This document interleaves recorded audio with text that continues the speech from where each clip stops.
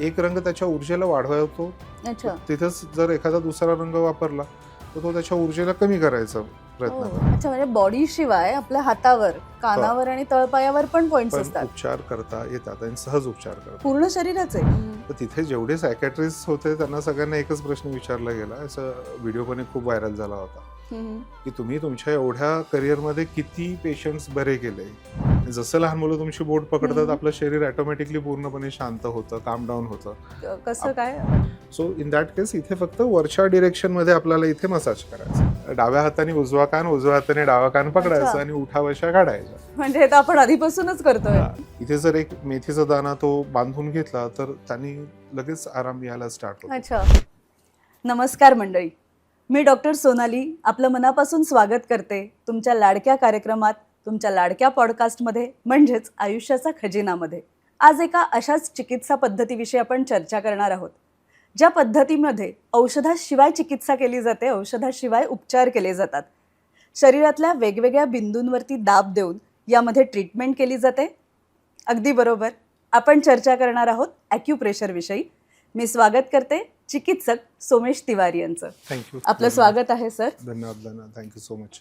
मनात खूप कुतूहल निर्माण झालंय, कारण म्हणजे आपल्या शरीरावरच्या बिंदूंवरती दाब देऊन चिकित्सा करता येते, उपचार करता येतात, ही कल्पनाच खूप वेगळी आहे. सगळ्यात पहिल्यांदा तर मला सांगा, ॲक्युप्रेशर म्हणजे नेमकं काय?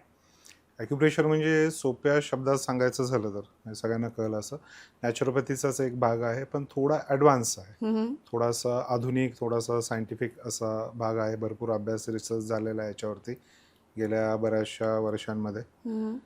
तर नॅचरोपॅथीचाच म्हणजे निसर्गोपचाराचाच एक भाग आहे. शरीरामध्ये आपल्या फक्त हाड आणि मांसांचं शरीर बनलेलं नाही आहे नॉर्मली, जे आपल्याला बाहेरून दिसतंय तेवढंच फक्त शरीर नाही आहे. ते शरीराला चालवण्यासाठी आपल्या शरीरामध्ये ज्या ट्रिलियन्स ऑफ मिलियन्स, लाखो करोडो जे सेल्स आहेत, ज्या पेशी आहेत, त्यांचं काम सुरळीत चालत राहावं यासाठी ऊर्जेची गरज आहे. बरोबर. त्याला आपण जैव ऊर्जा म्हणतो किंवा आपल्या बोलीभाषेत म्हणायचं तर प्राण किंवा चेतना. तर ह्या बायो एनर्जीची गरज असते शरीरातल्या सगळ्या कार्य, सगळ्या विधी व्यवस्थित सुरळीत चालत राहाव्या म्हणून. जेव्हा ह्या ऊर्जेला किंवा ही जैव ऊर्जा आपल्या शरीरामध्ये कुठेतरी बाधित होते, त्यामुळे मग रोगांची निर्मिती व्हायला स्टार्ट होते की वेगवेगळे रोग तिथे दिसायला लागतात आपल्याला. त्याची लक्षणं दिसतात, सिम्पटम्स दिसतात. मग त्याचे डायग्नोज करत काही विशेष बिंदूंवरती आपण दबाव देतो आणि त्याच्या सहाय्याने आपण तिथे ऊर्जाला समतोल करायचा प्रयत्न करतो, एक बॅलन्स आणायचा प्रयत्न करतो. त्यालाच ॲक्युप्रेशर म्हणतो आपण. म्हणजे ही जे ऊर्जेचा प्रवाह आहे, आता तुम्ही जसं म्हटलात, या ऊर्जेच्या प्रवाहावरच निरोगी आयुष्य अवलंबून असतं असं आपलं म्हणणं आहे. बरोबर. मग त्यात बाधा येते म्हणजे नेमकं काय होतं? बाधा येते म्हणजे आता आपली जीवनशैली रोजची. मग आपण स्पेसिफिकली बाधा येते म्हणजे जो इम्बॅलन्स होतो, आपण इम्बॅलन्स म्हणून म्हणू त्याला, की असंतुलन होतं, ज्याला आपण बाधा म्हणू शकतो. की ऊर्जा कुठे थांबते, कुठे कमी पडते, कधी कधी ऊर्जा कुठे जास्त होत आहे. आता हे सगळे प्रकार समजायचं म्हटलं तर खूपच सिंपलसे आहे की शरीरात आजार येतोय का हे कळलं की हे कसे निवारण होतात किंवा ही ऊर्जा कशी काम करते, त्याच्यावर कसं उपचार करतो ते कळतं. मोस्टली ॲक्युप्रेशरच्या दृष्टिकोनातनं बघायला गेलं किंवा सगळ्याच उपचार पद्धतीतनं बघायला गेलं तर शरीरामध्ये येणाऱ्या आजारांचे मुख्य 2 कारणं आहेत. एक आपली लाईफस्टाईल, एक जीवनशैली आपली, दुसरं आपलं खानपान, एक आपण काय खातोय पितोय, फूड कसं आहे आपलं, त्याच्यावरती डिपेंड असतं. मग जेव्हा आपण जे काही आपण अन्न ग्रहण करतोय ते ऊर्जेसाठी ग्रहण करतोय.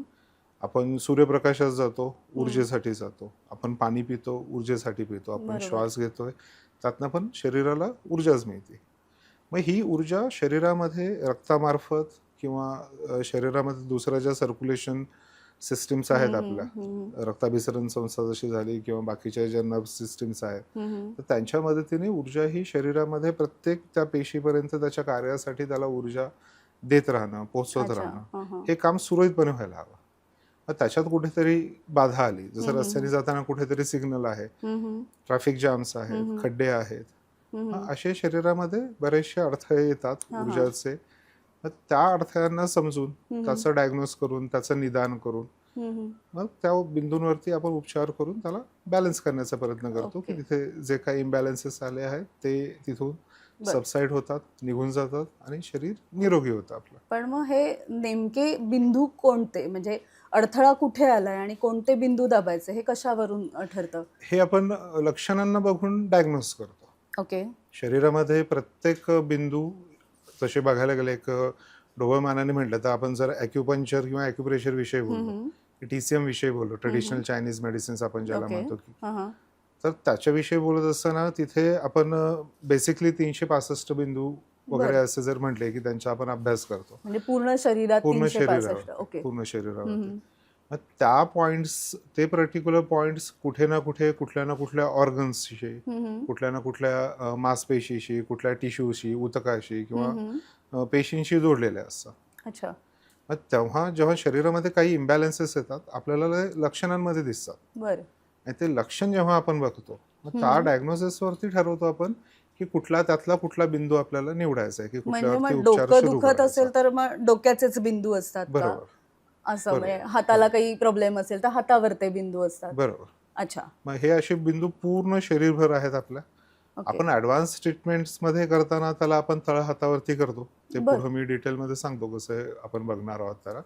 पण हेच बिंदू आपण शरीरावर पण बघतो, तळहातावर पण बघतो.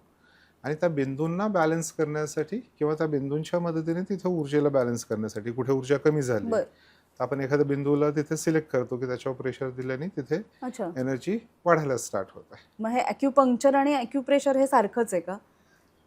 सायंटिफिकली दृष्ट्या बघता ॲक्युपंक्चर ॲक्युप्रेशर ऑलमोस्ट एकसारखं आहे. बरं. ॲक्युपंक्चर जे आहे इट्स लाईक सर्जरी करणं. बरं. शरीरामध्ये आपण निडल शरीराच्या आत, त्वचेच्या आतमध्ये काही अंतरापर्यंत आपण त्याला आतमध्ये नेतो त्या पॉइंट पर्यंत.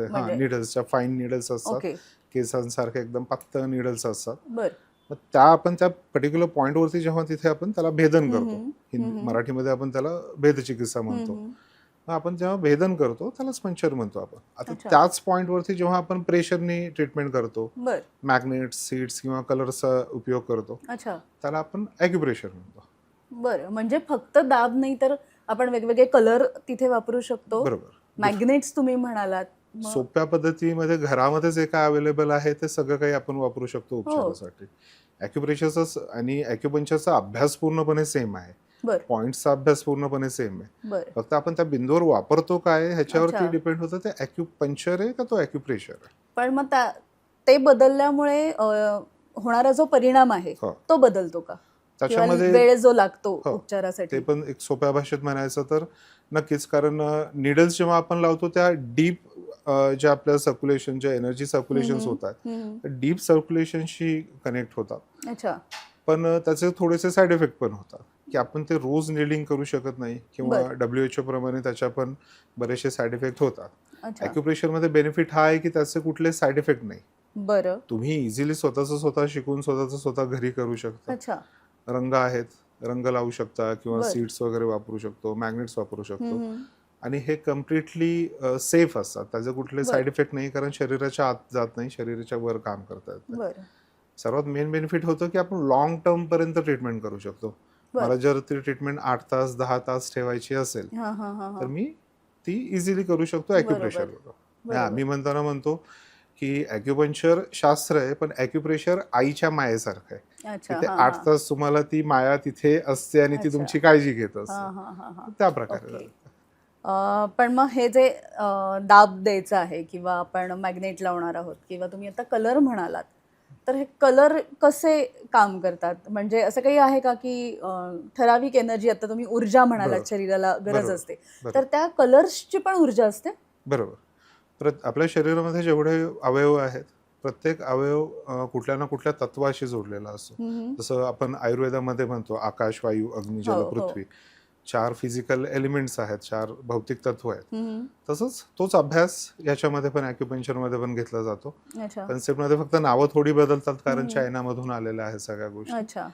पण तिथे पण प्रत्येक ऑर्गन त्या एलिमेंटशी रिलेटेड आहे. त्या एलिमेंटची आपली एक स्पेसिफिक एनर्जी असते, ऊर्जा असते आणि त्या ऊर्जांशी संबंधित त्यांचे रंग असतात. म्हणजे एखाद्या ऑर्गनला एखादा रंग त्याला जर दिला इन द सेन्स म्हणजे त्याच्या पॉइंटवरती आपण जो तो रंग लावला, तर एक रंग त्याच्या ऊर्जेला वाढवतो. तिथेच जर एखादा दुसरा रंग वापरला तर तो त्याच्या ऊर्जेला कमी करायचा प्रयत्न करतो. मग आपल्याला ऊर्जा बॅलन्स करायची, कारण रोग जो काय आहे सिम्पटम्सचा बघत तो आजार घालवायचा आपल्याला. मग आपण त्याच्यावरती त्या पॉइंटवरती तो कुठल्या ऑर्गनशी रिलेटेड आहे, तिथं ऊर्जा कमी आहे का जास्त आहे, त्याला बघत मग आपण त्या रंगांचं सिलेक्शन करतो. आता रंग काम कसे करतात, तर प्रत्येक रंगाचं स्वतःचं एक व्हायब्रेशन्स असतं. वेगवेगळ्या सायंटिफिक रिसर्च आहेत, वेगवेगळे स्टडीज आहेत त्यामध्ये. तर त्यांचे प्रत्येक रंगाचं एक स्वतःचं व्हायब्रेशन असतं. जसं स्पेसिफिकली मुलांचं वगैरे बघायला गेलो आपण, तर मुलांच्या रूम्स वगैरे आपण जेव्हा रेडी करायला घेतो, ज्यादातर आपण तिथे ब्लू कलर वापरतो जास्त करून. मुलींसाठी एखादी गिफ्ट घ्यायचंय किंवा त्यांच्यासाठी ड्रेसेस वगैरे, तो त्यासाठी आपण पिंक कलर यूज करतो. तो हा स्पेसिफिकली सेम तसा सो तिथे पण जातो. मग एखाद्या पर्टिक्युलर ऑर्गनची तिथून आपण डायग्नोज पण करू शकतो. एखाद्याला कुठला रंग आवडतोय, कुठला रंग नाही आवडत, खाण्यापिण्यामध्ये कुठल्या गोष्टी आवडतात, कुठल्या गोष्टी नाही आवडतात. मग ते स्वाद झाला, त्याचा रंग झाला, त्याच्यावरून आपण डायग्नोज पण करतो आणि ट्रीटमेंट पण करतो. ओके. मग हे ॲक्युप्रेशर मध्ये जो दाब द्यायचा आहे त्याला काही वेळ मर्यादा आहे का? म्हणजे ठराविक वेळ दाब दिला पाहिजे, एवढ्या प्रेशरनी तो दिला गेला पाहिजे, असं स्पेसिफिकली काही आहे? नक्की, खूपच सोपं आहे ते. दोन गोष्टींमध्ये आपण त्याला डिवाइड करतो, एक वयाप्रमाणे आणि एक आजाराप्रमाणे. अच्छा.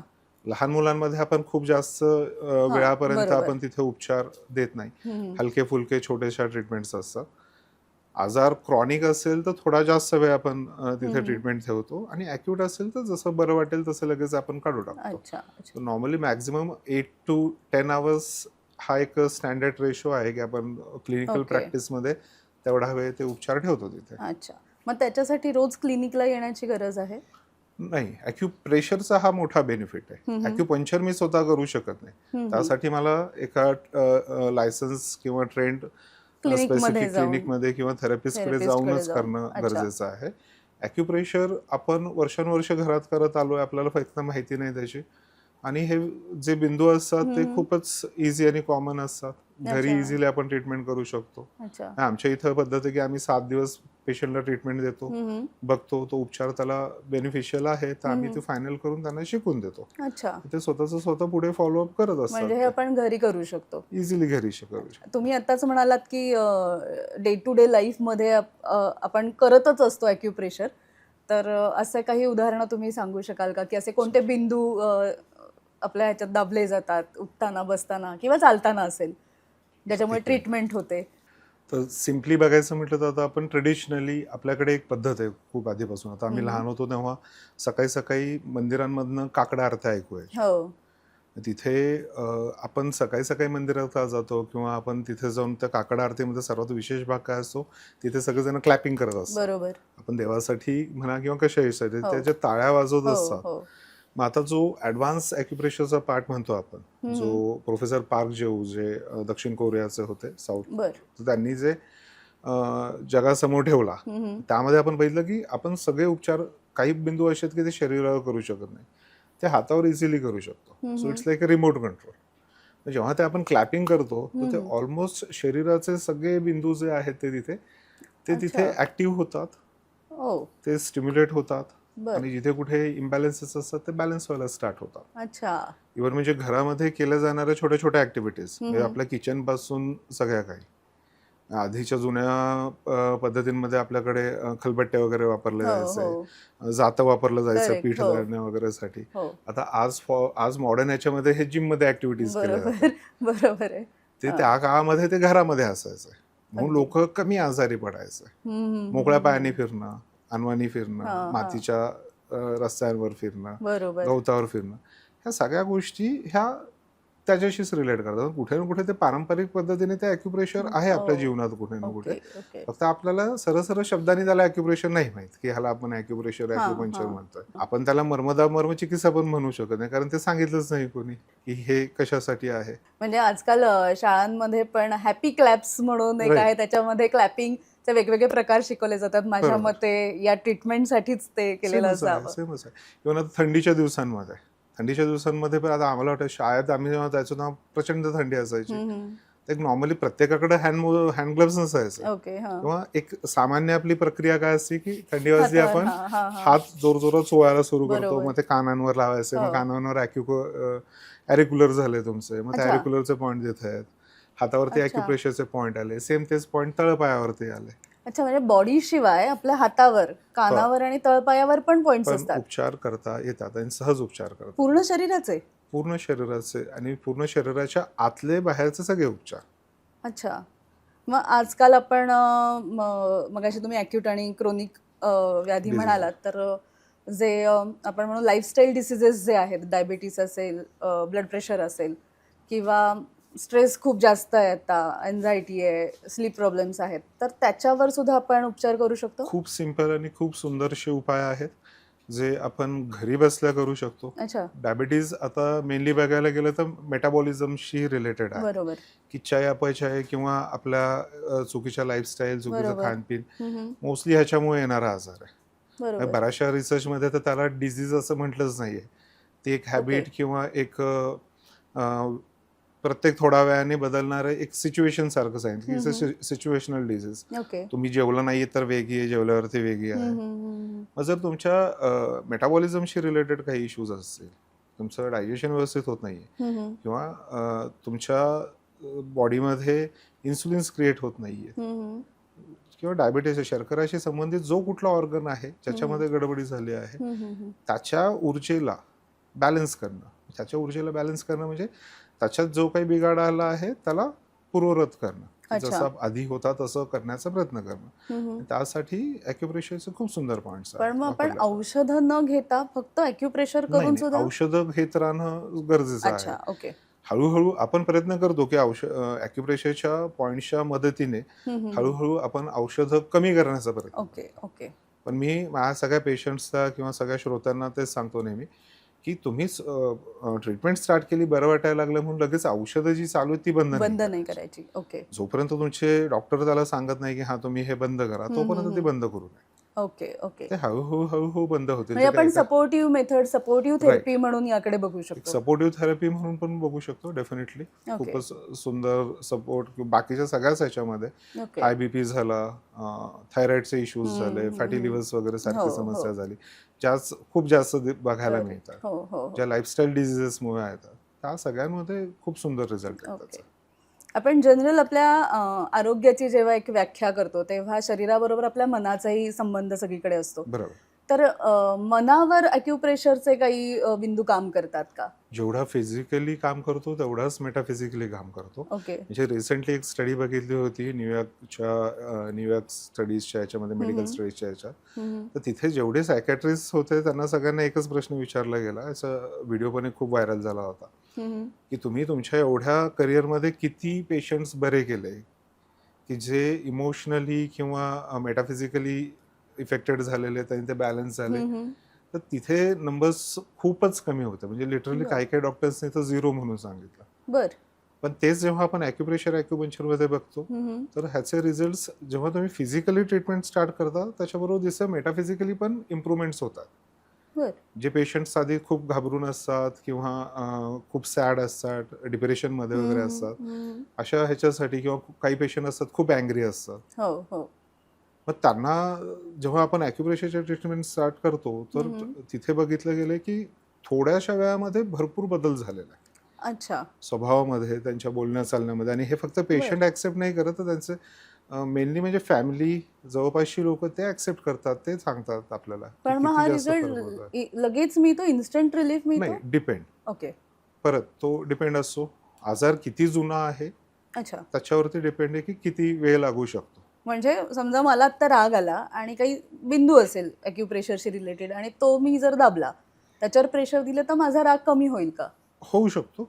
राग आत्ता पुरता असेल तर होऊ शकतो. राग जुना असेल, बरोबर, it will take some time. कारण काही असे पॉइंट्स आहेत, क्लॅम्प डाऊन पॉइंट्स ज्यांना म्हणतात, असं की त्या, जसं एक खूप सुंदर स्टडी होती की जिथं आपण लहान मुलांना आपण आपला इंडेक्स फिंगर देतो की लहान मुलं आपलं बोट पकडून चालतात. जसं लहान मुलं तुमची बोट पकडतात आपलं शरीर ऑटोमॅटिकली पूर्णपणे शांत होतं, काम डाऊन होतं. कसं काय, म्हणजे क्युरिओसिटी आहे. हा, तर आता इंडेक्स फिंगरच्या म्हणजे अंगठ्याच्या दिशेला नखाजवळ इथे एक पॉइंट असतो आपला LI1 म्हणून, लार्ज इंटेस्टाईन 1 म्हणून. बरं. तर त्याला क्लाइम्बिंग ग्राउंड पॉइंट म्हणून पण ओळखलं जातं. हो. तर ते जसं मुलं त्याला होल्ड करतात, अच्छा. मग मुलांची एनर्जी भयंकर पॉझिटिव्ह असते. अच्छा. लहान मुलांमध्ये भयंकर पॉझिटिव्ह करेक्ट, एनर्जी असते. करेक्ट. मग ते जसं तिथे होल्ड करतात तसं तुम्ही आपोआप शांत होता, तसे हो. आपोआप काम डाऊन होता तुम्ही. ओके. पण हे प्रत्येक केसेसमध्ये नाही. आता जो जो ऑलरेडी हायपर टेन्शन नी करेक्ट. चाललाय हां, किंवा हां, जो एक्सेसिव्ह अँगरचा हं, पेशंट आहे, हं. त्याच्यामध्ये डायग्नोज करून पर्टिक्युलरली पॉईंटचं सिलेक्शन करून ट्रीटमेंट्स होतात. खूप रेअर केसेसमध्ये खूप जास्त वेळ लागला तर 6 महिन्यांवगैरे रिझल्ट आपल्याला दिसतो. खूपच छान तुम्ही सांगितलं. म्हणजे लहान मुलांना आपण बोटाला धरून चालायला शिकवतो किंवा प्रत्येक वेळेला आपल्याबरोबर मूल जेव्हा असतं तेव्हा ते आपसुकच आपलं बोट पकडतं. त्याचं कारण आज कळालं मला. असंच मला विचारायचं की बऱ्याच मुलांमध्ये किंवा मोठ्या माणसांमध्येही आपण म्हणू शकतो, इंटरव्ह्यूला जाताना, परीक्षेला जाताना एक प्रकारची भीती असते, दडपण असतं. तर त्याच्यासाठी सुद्धा असेच काही पॉइंट्स आहेत जे इन्स्टंटली तुम्हाला शांत करू शकतील? बिलकुल. एक्झाम फोबिया म्हणतो आपण त्याला, हां. किंवा कुठल्याही प्रकारचा फोबिया असतो. हं, हं. स्पीच रिलेटेड इश्यूज असतील, बरोबर. स्टेज रिलेटेड इश्यू असेल, हो, की हो. स्टेजवर जायचंय, माईकवर हो, बोलायचंय. हो. बऱ्याच वेळा लोकांचा नर्वस ब्रेकडाऊन हो, होतो, हो. ततपप होतो. होतं, बरेचसे लोक मी होतं. कॉलेजमध्ये तर पाहिलं तर बेशुद्ध वगैरे हो. व्हायचं. तर ते हो. एवढी भीती असते माईकची, सोशली बरोबर. लोकांसमोर हं, जाणं, हं, बोलणं, हं. किंवा खासकर 10वी-12वीचे जे एक्झाम्स होतात, करेक्ट. लहान मुलांना एवढं जास्त ते मनामध्ये बर्डन हं. पहिल्या दिवसापासून बसवलेलं असतं. तर ते एक्झामला अभ्यास सगळा झालेला आहे, पण हो. एक्झामला जाताना तो एक्झामचा जो फोबिया आहे, जो फिअर आहे, खासकर पहिल्या 1-2 दिवसांमध्ये, हं, हं. म्हणजे ज्या विषयांमध्ये ते वीक आहेत त्या विषयांमध्ये, तर तो खूप जास्त ट्रॉमा क्रिएट करतो. मग त्याच्यामुळे झालेला अभ्यास पण सगळा विसरतात ते. बरोबर, बरोबर. सगळं काही येत असतं, पण ते पहिले हो, काही हो. मिनिटं ते पूर्णपणे ब्लँक ब्लँक होतात. होतात. येस.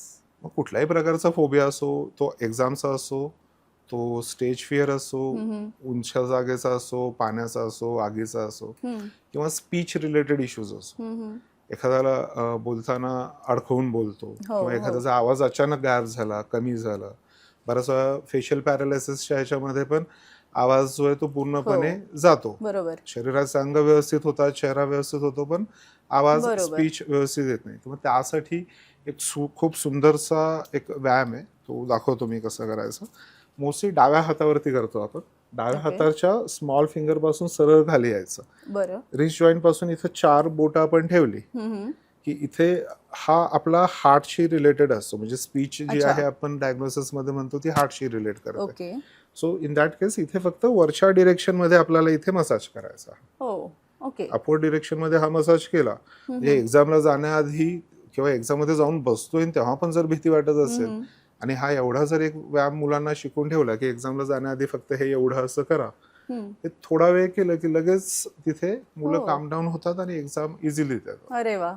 खूपच छान. आता हा जसा तुम्ही एक पॉइंट सांगितलात तसंच आजकाल बरंच असं होतं की डोकंच खूप दुखतंय किंवा पोट साफ होत नाहीये, पचनाच्या तक्रारी आहेत किंवा झोप लागत नाहीये. तर अशा काही जे रोजचे प्रॉब्लेम्स रोजच्या आहेत, आपण प्रॉब्लेम्स चॅलेंजेस म्हणू शकतो, ज्याच्यासाठी आपण सारखं डॉक्टरांकडे नाही जाऊ शकत. तर याच्यासाठी काही पॉइंट्स आहेत का? काही म्हणजे आता हेडेक जो पहिला हां. डोकेदुखीचा म्हटले, की आत्ताच्या उन्हाळ्याच्या दिवसांमध्ये एक खूप जास्त कॉमन दिसायला मिळतो तो मायग्रेनचा. हो, हो. आणि लोक मायग्रेनला ॲज अ हेडेक म्हणून ट्रीट करतात, पण तिथं आपण हे समजत नाही की मायग्रेन हा डोकेदुखी नाही, इट्स नॉट अ हेडेक. हं, हं. तर तो आजार नसून तो सिम्पटम आहे, ते लक्षण आहे. ओके. शरीरामध्ये कुठेतरी काहीतरी गडबड होते आणि त्याचे हं. सिम्पटम्स ते तुम्हाला ते डोक्यामध्ये दिसतात. वन साइड पेन होतोय, अच्छा, कुठे अच्छा. अर्धशीशी आपण ज्याला अर्धशीर्षी म्हणतो. म्हणतो हां. आपण त्याला, राईट. सो त्याच्यामध्ये बरेचसे पेशंट असे दिसतात, तुम्ही कितीही पेन किलर्स खाल्ल्या हं, हं. तरी पेन किलरचा डोस वाढत जातो, पण तो पेन नाही थांबत तिथे. अच्छा. मग त्यासाठी एक खूप सुंदर पॉईंट आहे, किंवा कॉन्स्टिपेशन, पोट हं, वगैरे साफ होत हं, नाहीये, हं, हं. हे पण त्याशीच कुठं ना कुठं रिलेटेड असतं. ज्याला मायग्रेनचा इश्यू आहे त्याला कुठे ना कुठे अच्छा. कॉन्स्टिपेशन, पोट न साफ होणे, ह्या गोष्टी पण तिथे असणारच आहे. बरं. कारण पूर्णपणे लाईफस्टाईल ह्याच्यासाठी रिस्पॉन्सिबल असते. पण बरं. तरी हं, हं. पेन किलर घेण्याआधी मी सगळ्यांना ते सजेस्ट करतो की तुम्ही पेन किलर घ्या, तुम्हाला दिलेले डॉक्टरांनी, तुम्ही कंटिन्यू करा. पण पेन किलर घेण्याआधी एकदा फक्त एक पॉईंट आहे, LI4, आपल्या हाताच्या इंडेक्स फिंगर आणि थंबच्या हं, हं. मधोमध येतो. हं, हं. आपल्या दुसऱ्या हाताचा अंगठा जो आहे या कर्ववर इथे ठेवायचा, अच्छा. अंगठा इंडेक्स फिंगरच्या दिशेने रेज करायचा, हां, हां. सोडून द्यायचा, मागणं 4 बोटं लावायची आणि इथे प्रेस केला की इथे एक छोटासा उशीसारखा एक छोटा मसल मिळतो. बरं. आणि हा पॉइंट भयंकर पेनफुल असतो, युनिव्हर्सली अच्छा. सगळ्यांना पेनफुल आहे. बरं. मग इथे हलकासा दाब दिला की तो पेन मिळतो. आता लेफ्ट किंवा राईट साईड जिथे कुठे तो पेन असेल आपल्याला त्या साईडला लेफ्टला किंवा राईटला फक्त हा अच्छा. पॉइंट होल्ड करून धरायचा 30 सेकंड्स. अच्छा. You will see the changes. तो थोडा जरी ओके. रिड्यूस झाला again do it for 30 seconds, परत 30 अच्छा. सेकंदासाठी करायचा. अच्छा. मग हे बरं. 30-30 सेकंदासाठी थोडा वेळ करत राहायचा जोपर्यंत तो पूर्णपणे रिड्यूस होत नाही, थांबत तोपर्यंत. नाही. अच्छा. म्हणजे लेफ्ट साईडचे प्रॉब्लेम असतील तर तुम्हाला लेफ्ट हँड किंवा लेफ्ट लेग साठी ट्रीटमेंट करायला पाहिजे आणि राईट राईट साईडचे साईडचे असेल असेल तर तर राईट राईट साईड. साईडचे. ओके. मग अशी तुम्ही म्हणालात की कानांवर पण हे बिंदू हो, असतात auricular आणि असं. पूर्ण शरीराचे असतात तुम्ही असं म्हणालात. पण संपूर्ण आता एवढं शरीराचं. मोठं शरीर आहे, एवढ्याशा कानावर कसं काय म्हणजे? कानावरती झाले, हातावरती झाले, पायांवर झाले, तर आपण ह्याला करस्पॉन्डिंग सिस्टीम म्हणतो. बरं. म्हणजे युनिव्हर्सचा एक लॉ आहे, खूप फेमस लॉ आहे, बरेचसे सायंटिस्ट त्याला यूज करतात. त्याला आपण संस्कृत किंवा आपण आयुर्वेदामध्ये पण त्याला शिकतो की जे ब्रह्मांडामध्ये आहे ते पिंडामध्ये आहे. सो सेम त्या मॅनरमध्ये इथे आपल्या शरीराचे करस्पॉन्डन्स करणाऱ्या 3 मेजर गोष्टी आहेत. एक तुमचा कान, दुसरं तुमचा तळहात आणि तळपाय. बरं. मग इथे तुमचं पूर्ण शरीराचं लोकेशन्स असतात, करस्पॉन्ड करतात. अच्छा. म्हणजे आपल्या ज्या वेन्स आहेत किंवा ज्या आर्टरीज आहेत, नर्व्स आहेत, तर त्या एनर्जी थ्रू त्या तिथे कनेक्टेड आहेत. बरं. इथे जर कानावर बघताना एक लहान बाळ आहे, तो उलट्या दिशेने झोपलेला, म्हणजे त्याचं डोकं खालच्या बाजूला आहे, पाय वरच्या बाजूला आहे. बरं. ह्या जर हे चित्र डोळ्यांसमोर ठेवून जर ते केलं तर ते खूप सोपं होतं करायला, समजायला. म्हणजे लहानपणी आम्ही बघायचो की लोक मुलांना सोनाराकडे कान टोचायला नाही, तर ते स्पेसिफिकली ते कुठं टोचायचं, तो थोडासा लेफ्ट अँड राईट वर खाली केल्यामुळे इथे आपले जे सेन्स ऑर्गन्स आहेत, डोळ्यांशी रिलेटेड इश्यूज आहे, नाकाशी आहे, कानाशी आहे, स्पीच रिलेटेड आहे, थोडंसं लेफ्ट अँड राईट केल्यामुळे तो इफेक्ट तिथं दिसायला लागतो. आणि तो लहानपणापासूनच ट्रीटमेंट स्टार्ट होते की ते तुम्ही सोन्याच्या दागिने ते घालून ठेवता आणि ते त्या ऑर्गनला ते इम्प्रूव्ह करत राहतात. अच्छा अच्छा. म्हणजे आपल्या संस्कृतीमध्ये ह्याचा विचार केव्हापासून झालेला आहे? खूप आधीपासून. म्हणजे एक खूप जुना पिक्चर पाहिला होता, मला वाटतं मदर इंडिया. त्यामध्ये तो लहानसा मुलगा दाखवला, खूप खोडकर असतो. आता आपल्याला लहानपणापासून आजकालच्या मुलांना शाळेमध्ये शिक्षा देणं अवघड आहे. तिथून त्या गोष्टी आपण बघत आलोय, किंवा जुने महाभारत वगैरे, रामायण वगैरे असे तरी, की काही जर चूक केली तर आधी काय करायचं, ते कान पकडायचं. बरोबर. ना, ते कान पकडा आणि उठा बशा. 2018 मध्ये नासाची एक स्टडी आली होती, त्यामध्ये त्यांनी सांगितलं होतं की जे स्पेशली चॅलेंज मुलं असतात जे, तर त्यांच्यासाठी त्यांनी एक एक्सरसाइज शोधून काढली आहे ज्याच्यामुळे त्यांच्या शरीराची मानसिक, फिजिकल आणि मेटाफिजिकल अशी शरीराची, मनाची आणि अवयवांची ग्रोथ जी आहे ती 50% फास्टर होत आहे. बरं. मला खूप इंटरेस्टिंग वाटलं, म्हटलं काय हे, कुठली एक्सरसाइज बघा. त्यामध्ये त्यांनी दाखवलं होतं डाव्या हाताने उजवा कान, उजव्या हाताने डावा कान पकडायचा आणि उठाबशा काढायच्या. म्हणजे हे तर आपण आधीपासूनच करतोय. सो आणि त्यांनी सांगितलं की हे शोधून काढलेले, पण ते आपण परंपरागत करतो. फक्त त्यामागची कारण आपल्याला माहित नाही. त्यामागचं कारण सिंपल्स आहे की तुमचे हे एनर्जी सोर्सेस आहेत, जेव्हा तुम्ही त्यांना ते पकडता ते एनर्जी सर्क्युलेट व्हायला स्टार्ट होते. आणि ती जेवढी सुपरफिशियली फ्लो होती तेवढीच ऑर्गन्स टू ऑर्गन्स, शरीराच्या आतनं, ब्रेनच्या आतून ती सगळीकडे फ्लो होते. ते तेवढ्या लवकर बॅलन्स व्हायला स्टार्ट होतात. अच्छा. म्हणजे आपल्या शिक्षेच्या मागे सुद्धा हा विचार आहे, शास्त्रीय विचार आहे. ऍब्सोल्युटली. ओके. आजकाल आपण टॅपिंग बद्दल पण खूप ऐकतोय, म्हणजे सकाळी उठल्यानंतर टॅपिंग करा, त्यांनी काय, हा ॲक्युप्रेशरचाच भाग येतो का? मॉर्निंग टॅपिंग जे करतात की सकाळी सकाळी उठून तुम्ही टॅपिंग्स करायच्या, तर मगाशी म्हटलं तसं की आपण काकड आरतीला जाऊन तो हा सेमच प्रकार आहे. ॲक्युप्रेशरचाच एक ब्रांच म्हणू शकतो किंवा एक भाग म्हणू शकतो त्याला. आणि तो सध्या काही ह्याच्यामध्ये खूप झपाट्याने वाढलाय, सोपा आहे करायला आणि त्याला भरपूर वापरलं जातं. म्हणजे जगभरामध्ये बऱ्याचशा देशांमध्ये तो यूज केला जातो, सकाळी सकाळी उठून टॅपिंग करणं, हातावरती त्या पर्टिक्युलर पॉइंट्सवरती वगैरे टॅप करणं. त्यामुळे पण सेम तेच होतं की शरीराची ऊर्जा तुमची सकाळी सकाळी बॅलन्स झाली की पूर्ण दिवस तुमचा चांगला जातो, तुमचे ऑर्गन्स सगळे हेल्दी राहतात, तुमचं फिजिकल, मेटाफिजिकल, इमोशनली तुम्ही स्ट्रॉंग राहिले की ऑटोमॅटिकली सगळं बेस्ट होतं. बरोबर. म्हणजे आयुर्वेदिक दिनचर्येमध्ये पण आपण सुरुवातीला मसाज, आपण अभ्यंग ज्याला म्हणतो, तो सांगितलाय, तो मग याचाच भाग. सेम. सकाळी आता त्यामध्ये मसाजमध्ये पण सेम हेच आहे आता जे स्पेसिफिकली जी लोक मसाज करतात, हम्म. तर एक ट्रेडिशनल मसाज वेगळा झाला आणि एक स्टडी करून मसाज करणं वेगळं झालं. अच्छा. आता ज्या जुन्या स्टडीज होत्या त्या कुठं ना कुठं हँडओव्हर, कारण आधी लिहून ठेवणं किंवा बाकीच्या गोष्टी बरोबर. नव्हत्या, मग ते सांगत सांगत पुढे येते ते बऱ्याचशा गोष्टी मिस झाल्या. मध्यंतरी सगळा फक्त मसाज म्हणजे अंगावर तेल लावायचं आणि चोळायचं, तर हा एवढा भाग म्हणजे मसाज नाहीये. ओके. आपण घरामध्ये जन्माला आलेल्या छोट्याशा बाळापासून मसाजाची स्टार्ट बरोबर. करतो. दिवसातनं 2 वेळा 3 वेळा त्यांच्या मसाज केल्या जातात. कशासाठी? तर ऑर्गन्स त्यांचे पटकन चांगले स्ट्रॉंग व्हावे, त्यांची ग्रोथ चांगली हवी, त्यांची हाडं जुळत असतात, ती व्यवस्थित त्यांचे जॉईंट व्हायला हवे, circulation, energy circulation, blood circulation हे व्यवस्थित व्हायला हवे. तर जसं लहान मुलांना गरज आहे तसंच हे प्रत्येक वयाच्या प्रत्येक स्त्रीला पुरुषांना त्याची गरज आहे की आठवड्यातनं एकदा वगैरे तरी या गोष्टी व्हायला हव्या. आता त्यामध्ये जर त्या मसाजेसला जो कोण मसाज करतो त्या व्यक्तीला जर ॲक्युप्रेशर पॉइंटची किंवा त्याच्या मेरिडियन्सची माहिती असेल तर हे 10 पटीने जास्त इफेक्टिव्ह होईल. आणि ते महत्वाचं आहे तिथे करणं. ओके. मग हे ॲक्युप्रेशर कोण कोण करू शकतं, म्हणजे कोणाला शिकता येईल? ॲक्युप्रेशर शिकण्यासाठी सध्या तरी तशी काही स्पेसिफिक मर्यादा नाही आहे. मला असं वाटतं की ज्याला लिहिता वाचता येत असेल अशी लोक शिकू शकतात. अशाही लोकांना आम्ही शिकवलेलं आहे. मी स्वतः MCD महाराष्ट्र उद्योजक विकास महामंडळ त्यांच्यासाठी झालं, स्किल इंडिया, आधार इंडिया यांच्यासाठी आम्ही अक्षरशः पनवेलच्या जंगलातल्या आदिवासींना जाऊन, आदिवासी महिलांना जाऊन तिथं शिकवलं की ज्यांच्यासाठी म्हणजे हिंदीमध्ये म्हणतो आपण काला अक्षर भैंस भरावा. त्यांना पण तिथं जाऊन शिकवलेलं आहे की ॲक्युप्रेशर कसं करायचं आणि गव्हर्नमेंटच्या एका प्लॅटफॉर्म थ्रू.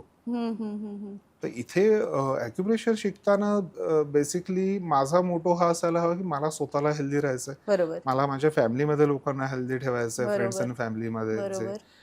तर तो एक भाव ज्याच्या मनात आहे तो शिकू शकतो. शिक्षणाचं म्हणायला गेलं तर किमान एक 10वी जरी पास असेल तर थोड्याशा ज्या इंग्रजी कन्सेप्ट असतात, शब्द असतात, त्यांना कळणं समजणं सोपं होतं. ज्यांना ॲज अ प्रोफेशन म्हणून बघायचं आहे ते पण मोस्ट वेलकम आहे, ते ह्याच्यामध्ये करू शकतात. आज हे क्षेत्र झपाट्याने वाढत आहे आणि ग्लोबली पण खूप मोठं मार्केट तयार होतं, स्पेसिफिकली एशियामध्ये किंवा इंडियामध्ये. ॲक्युप्रेशर झालं, योग झालं, ह्या बाकीच्या टॅपिंग, मसाज वगैरे जे काय आपण बोललो, अल्टरनेटिव्ह थेरपीचं खूप मार्केट आहे. पुढे 4-5 वर्षांमध्ये तर भयंकर स्पीडने वाढणार आहे. हे कोण करू शकतं आपण ते बघितलं, पण हे कोणी नाही करायचं म्हणजे कॉन्ट्रा इंडिकेशन काही आहेत का जनरली सगळ्यांवरच हे चालू शकतं? उपचार करताना स्पेसिफिकली महिलांवरती ज्या गर्भवती आहेत किंवा जेव्हा मासिक धर्म पिरियड्स चालू असतील तर पाळीच्या वेळेला करू नये, हे स्टुडंट्सला सांगताना सांगतो आम्ही, किंवा गर्भवती स्त्रियांना करू नये.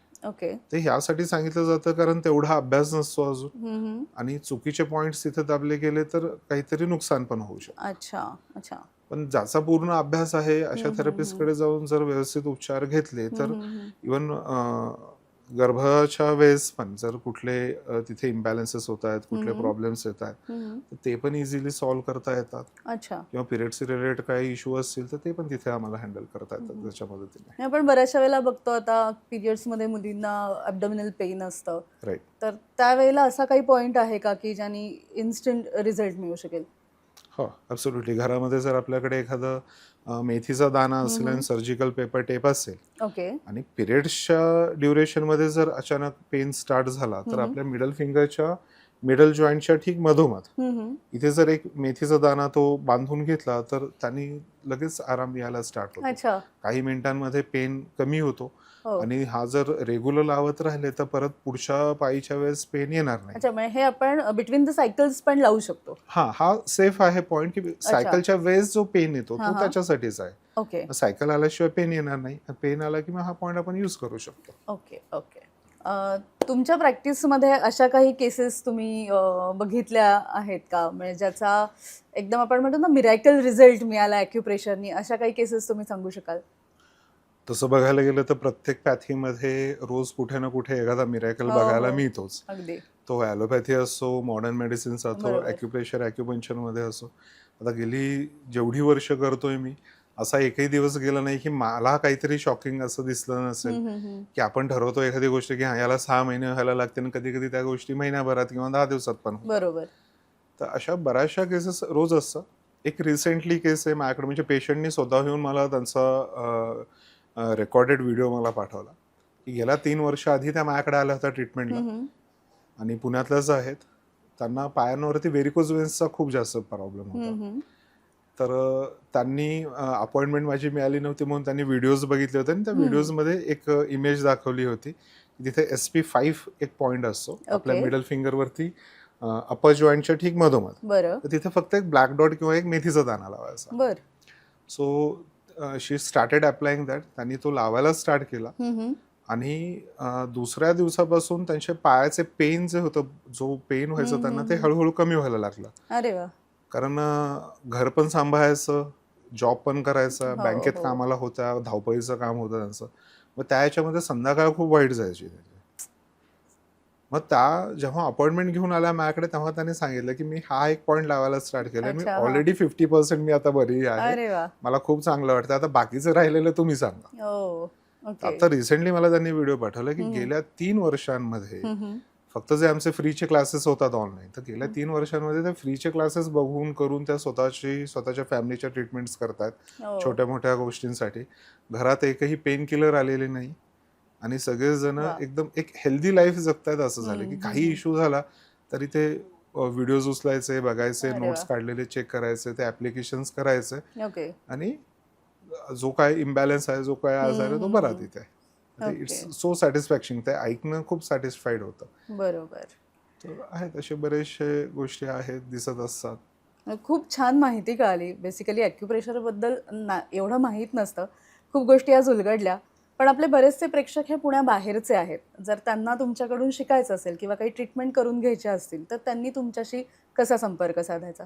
थँक्स टू पॅन्डेमिक सिच्युएशन म्हणायला नको तसं, पण त्याच्या आधी म्हणजे आम्ही बराच प्रयत्न केला होता, मी आणि माझे मित्र आहेत केदार घाटणेकर म्हणून, डॉक्टर केदार घाटणेकर, की लोकांनी ऑनलाईन यावं आणि शिकावं म्हणून. तर तोपर्यंत कोणी येत नव्हतं, पण लॉकडाऊनच्या नंतर ना लोक घरामध्ये ट्रॅप झाले आणि ऑनलाईन आले आणि त्यांना कळालं की ह्या गोष्टी खूप इझिली, खूप सुंदरपणे आणि घरात बसल्या बसल्या शिकता येतात. मग ते पेशंट असो किंवा स्टुडंट्स असो, सगळ्यांसाठी ऑनलाईन पण सेवा आहेत. जे लोक पुण्यापर्यंत येऊ शकत नाही ते ऑनलाईन व्हॉट्सअपवरती मेसेजेस वगैरे करून ऑनलाईन क्लासेस पण करू शकतात, इव्हन अपॉइंटमेंट्स पण बुक करू शकतात. अच्छा, म्हणजे तुमच्याकडे ते शिकू शकतात आणि ट्रीटमेंटही घेऊ शकतात. आणि मेन बेनिफिट हे होतं, म्हणजे जे आता वॉक इन करून येतात, जे क्लिनिकमध्ये अपॉइंटमेंट येतात, तर त्यांना पण रोज यायची गरज नाही, कारण प्युअरली ॲक्युप्रेशर करतो आपण ते पॉइंट्स लावतो, त्यांना एक आठवडाभर बघतो रिझल्ट कसं आहे, मग त्यानंतर आपण त्यांना हाताचे मॅप्स बनवून देतो, ते कसे लावायचे ते शिकून देतो. पेशंट स्वतःची ट्रीटमेंट स्वतः करू शकतो आणि जगाच्या पाठीवर कुठेही असला तरी एक छोटासा टेप, त्याचे 4 ते मेथी मॅग्नेट जे काय असतील ते घेऊन जाऊन ते कुठेही लावू शकतात. अच्छा, कमी खर्चामध्ये आहे. जसे एक 30 रुपयाचा घेतलेला टेप तुमचा महिनाभर चालतो. तुमचे सीट्स असतात ते इझिली रिव्हर्सेबल असतात, चेंज होऊ शकतात. जे तुमचे मॅग्नेट्स आहे ते रियुजेबल असतात, ते 10-10 वर्ष खराब होत नाही जोपर्यंत त्यांचे रंग किंवा हे जात नाहीये. तर खूप चीप असते, खूपच स्वस्त अशी उपचार पद्धती आहे. स्वतःहून इझिली घरी करू शकतात, शिकू शकतात, दुसऱ्यांना शिकू शकतात. नक्कीच खूपच सुंदर. म्हणजे आता छोट्या छोट्या चॅलेंजेस साठी डॉक्टरकडे जायची गरज नाही. ओके. खूप छान, तुमच्याकडून खूप छान माहिती मिळाली. आपण आलात आणि आमच्या प्रेक्षकांना खूप छान अनमोल असं मार्गदर्शन केलं, त्याबद्दल धन्यवाद. Thank you so much. औषधांशिवाय आपण कशा पद्धतीने ॲक्युप्रेशरद्वारे ट्रीटमेंट करू शकतो हे तुम्ही आज जाणून घेतलं आणि मला खात्री इथून पुढे जर कोणी तुमचा कान पकडून शिक्षा केली तर तुम्हाला राग येणार नाही, त्याचं हसत हसत स्वागत करा. आजचा पॉडकास्ट तुम्हाला आवडला असेल तर लाईक करायला विसरू नका, शेअर करा आणि सबस्क्राईब करा. पुन्हा भेटूया अशाच आरोग्यपूर्ण पॉडकास्टमध्ये. तोपर्यंत धन्यवाद.